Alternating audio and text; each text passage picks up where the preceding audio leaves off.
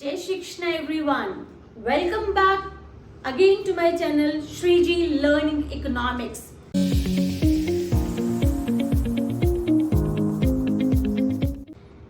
अभी तक हमने 3 मेथड्स किए हैं, value added method, income method and expenditure method.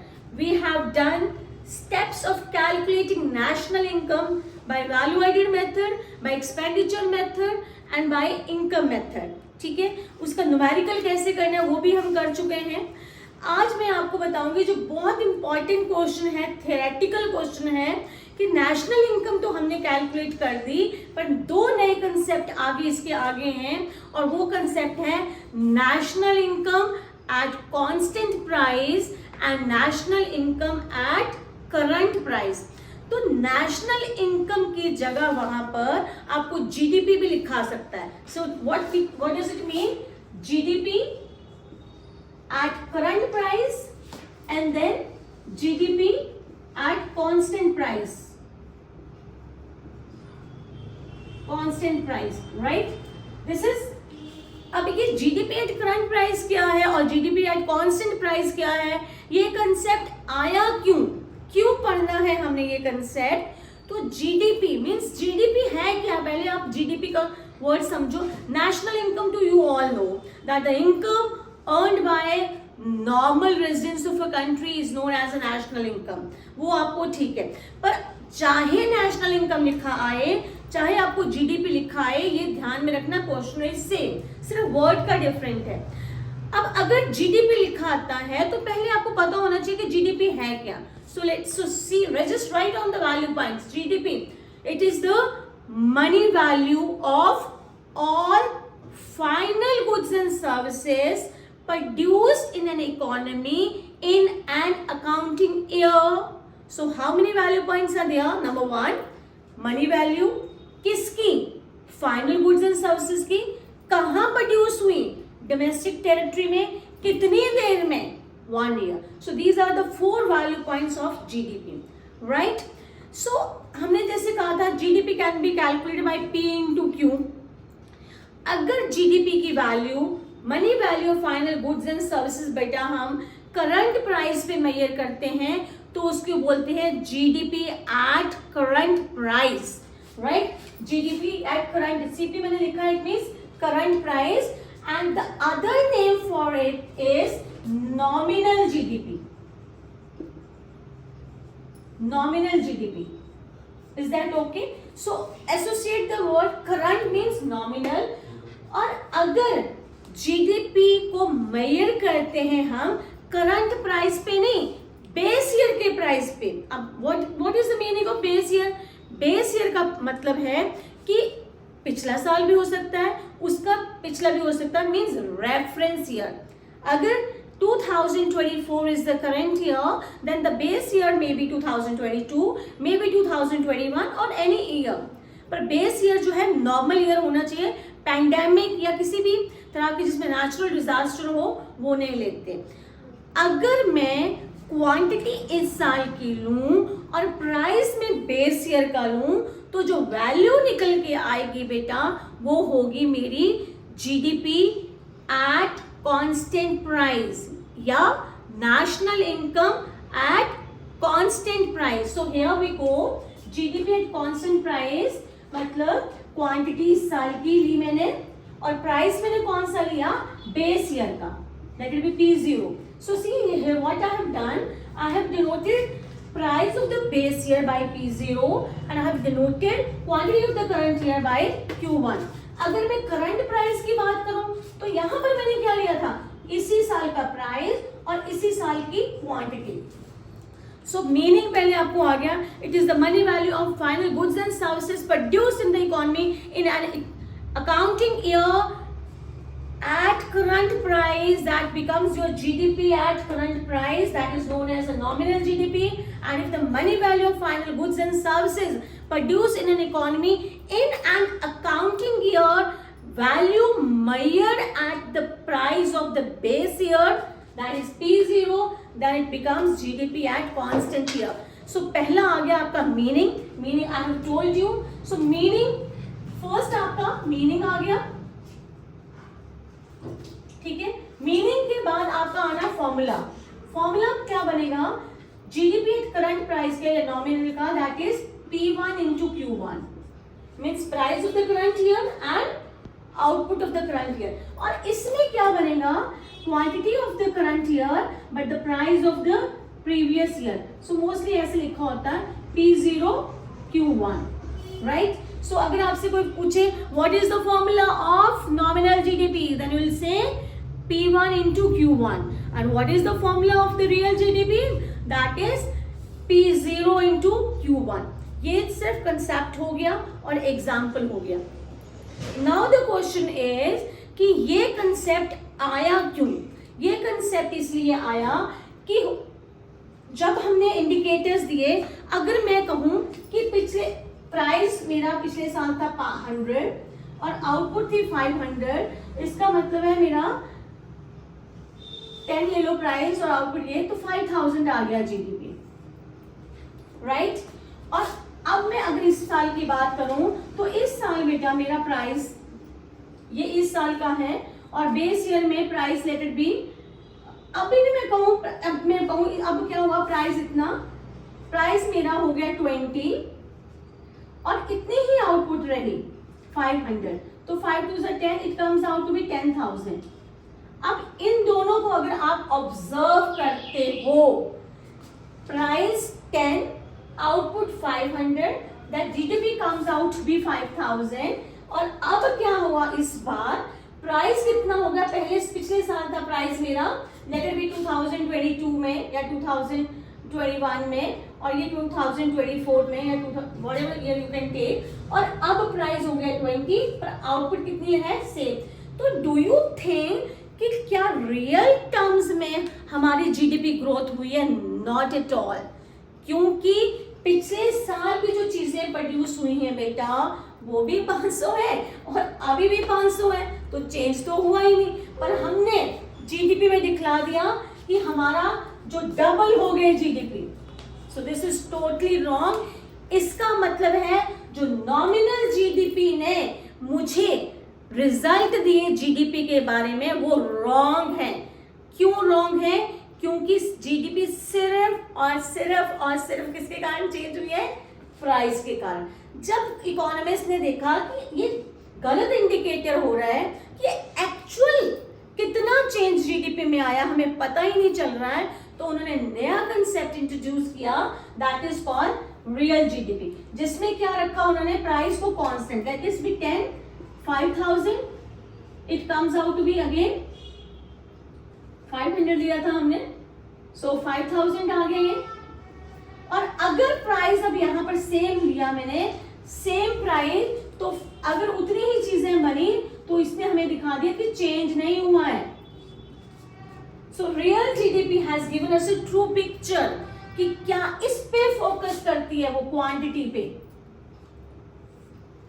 अगर क्वांटिटी, अब यहां से आपको एक और पॉइंट पता चल रहा है, देखो ये अगर रियल कब चेंज होगा, जब किसमें चेंज होगा, क्वांटिटी में।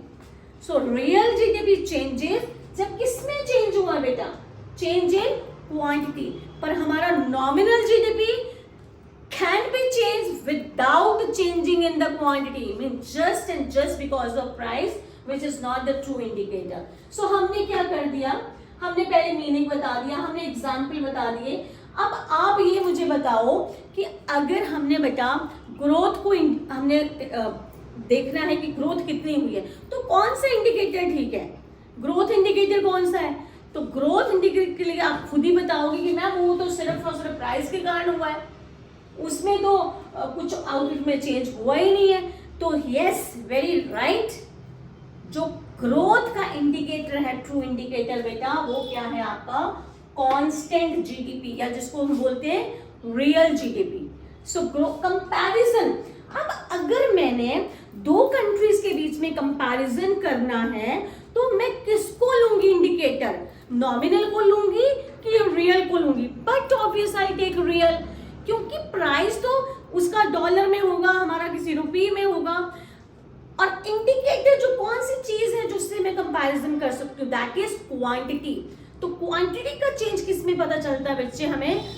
रियल वाले में। Is that fine? So real GDP is a true indicator of growth. So let's revise once again. Meaning, right? Then formula P1 Q1, then P0 Q1, then comparison किससे, कौन सा comparison के लिए कौन सा मेजर अच्छा है, ग्रोथ के लिए कौन सा मेजर अच्छा है, एंड देन इफेक्टिवनेस, किसके प्राइस की इफेक्टिवनेस को कौन एलिमिनेट कर देता है. हमें एक्चुअली में चाहिए क्या कि जिससे प्राइस की इफेक्टिवनेस एलिमिनेट हो जाए, और वो कौन करता है, GDP at constant price, that is GDP, real GDP. So this is all about nominal GDP and real GDP. अब ये अगर आप देखो ना, खोलो बुक खोलो, तो मोस्टली अगर आप रेफरेंस बुक्स खोलते हो तो नॉमिनल और रियल जीडीपी का कंसेप्ट इतना दिया हुआ छोटा सा, और बच्चे उसको ओवरलुक कर देते हैं. Please listen to me carefully. This is the most favourite topic of CBSE. CBSE का सबसे इंपॉर्टेंट, सबसे फेवरेट टॉपिक है जीडीपी डिफ्लेटर वाला. जीडीपी डिफ्लेटर मैं अब बताने लगी हूं. अभी तक मैंने आपको क्या बताया, GDP at constant rate and GDP at current price. Is that fine? So this is all about real GDP and nominal GDP. और अब हमने क्या करना है कि इसके इफेक्ट को कैसे एलिमिनेट करें, प्राइस के इम्पैक्ट को कैसे हम एलिमिनेट कर सकते हैं. So let's start. उस प्राइस के इफेक्ट को हमने एलिमिनेट बेटा करना है जीडीपी डिफ्लेटर से. Is that fine?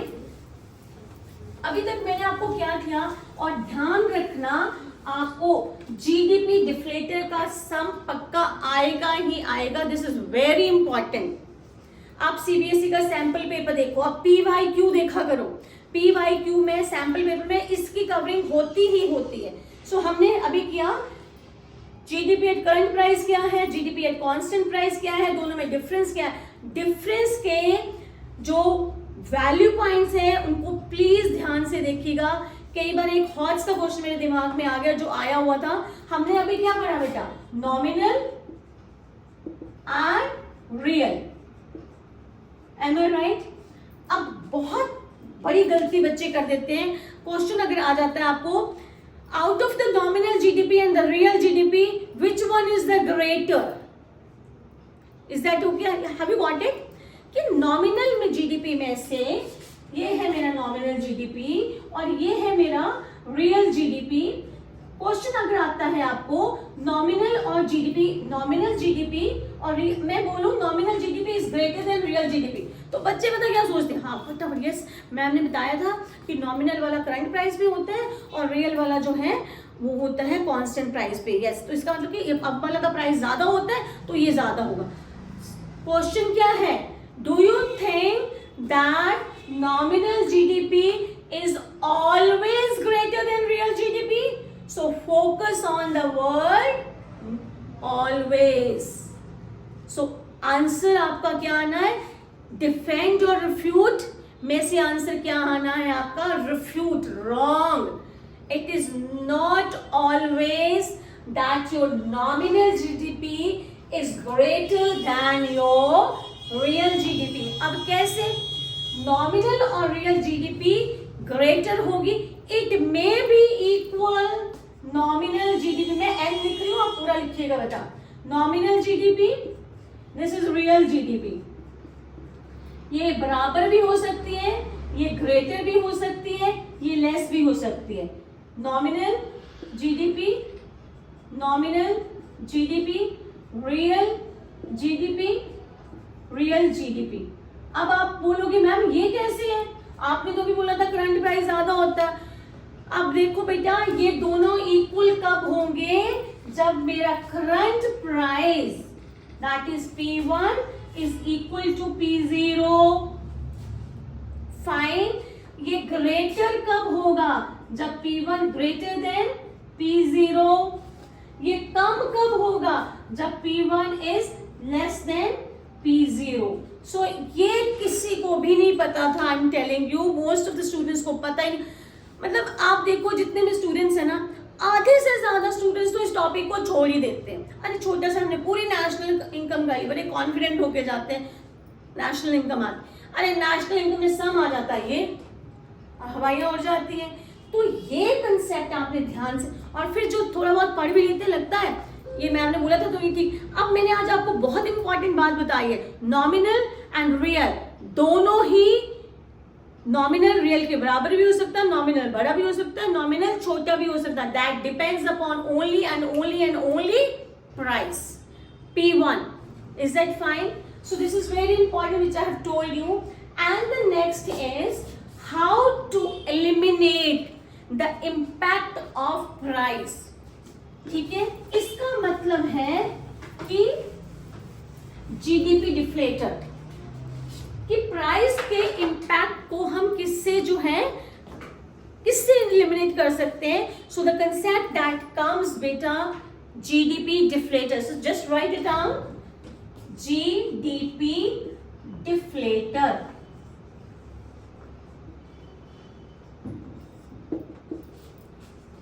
Right.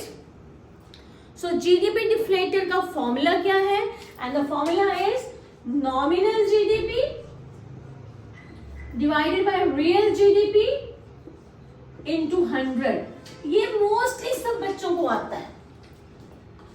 GDP deflator का फॉर्मूला लर्न करके चले जाते हैं और उनको लगता है कि हमें आ गया real, like GDP deflator is equal to nominal GDP real GDP into 100.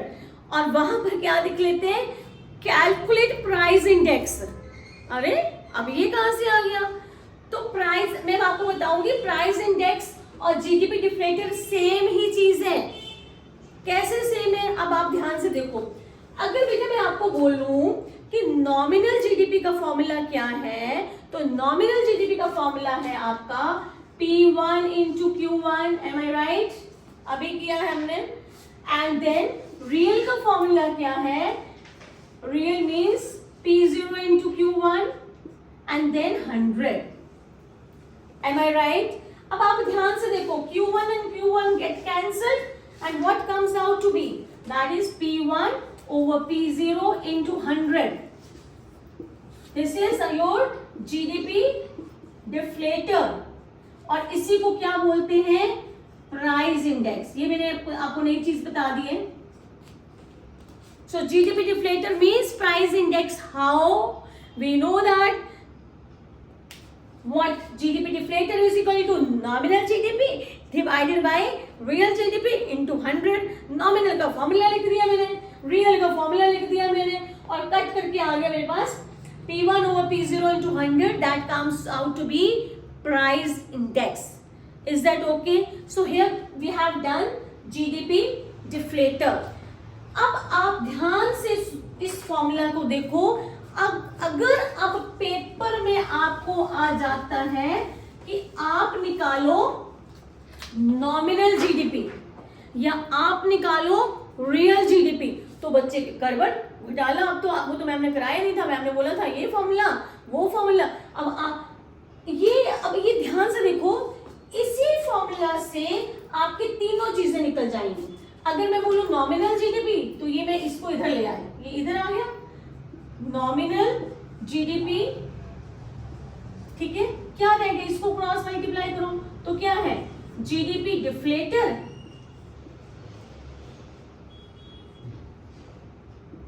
ठीक है into real GDP over 100. Is that okay? So nominal GDP is equal to GDP deflator into real GDP over 100. अब आप बताओ real GDP क्या होगा? real GDP इधर आ जाएगा, दोनों मल्टीप्लाई हो जाएंगे. देखो real GDP into GDP deflator, ये दोनों क्रॉस मल्टीप्लाई हुए तो क्या आ गया? Nominal GDP. नॉमिनल जीडीपी जो मैंने ऊपर लिखा है. Is that okay? यही फॉर्मूला लिख दिया मैंने दोबारा से बेटा, नॉमिनल जीडीपी का इनटू डिवाइड बाय 100. अब मुझे निकालना क्या है? आप ये देखो, nominal GDP is equal to real GDP into GDP deflator over 100, that comes out to be your nominal GDP. और अगर मुझे यहाँ से रियल जीडीपी निकालना है तो क्या करूंगी मैं, यहीं से आप रियल जीडीपी को यहां रहने दोगे, real GDP is equal to यहां से क्या है दिस नॉमिनल जीडीपी, और ये क्या हो जाएगा जीडीपी डिफ्लेटर आपका नीचे आ जाएगा क्योंकि इधर मल्टीप्लाई है, तो नॉमिनल जीडीपी ओवर ये नीचे आ जाएगा real GDP into 100। Is that okay? मतलब मेरे कहने का अगर आपको ये फॉर्मूला आता है ना बेटा, तो यहाँ से तो क्रॉस मल्टीप्लाई आपने 6th स्टैंडर्ड में सीखी है, क्रॉस मल्टीप्लाई करना है, जीडीपी डिफ्लेटर निकालना तो ये आ गया, अगर ये निकाला तो ये आप इजिकल टू करके इसको इधर ले आओगे, ये दोनों आ जाएंगे, ये निकालो इसको करके ये उधर ले जाएंगे। Is that okay?